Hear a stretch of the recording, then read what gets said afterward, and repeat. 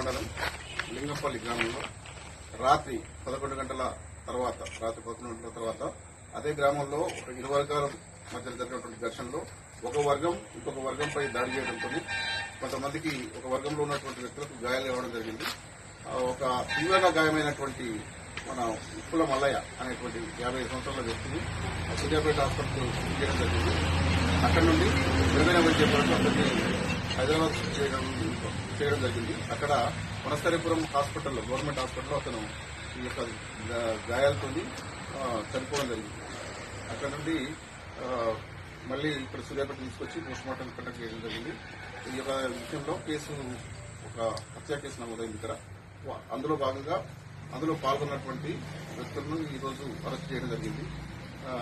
వాళ్ళను 8 మెంబర్స్ ఉన్నారు. ఇందులో వాళ్ళు ముఖ్యంగా మనకు సతీష్, ఉప్పల సతీష్, పొలివి గంగయ్య, వీరబోయిన సతీష్, ఉప్పల గంగయ్య, ఉప్పల ఎలమంచి, వీరబోయిన లింగయ్య, కారింగుల రవీందర్ మరియు దేశపంగు నీలయ్య, 8 మంది ఈ యొక్క నిందితుల్ని ఈరోజు అరెస్ట్ చేయడం జరిగింది.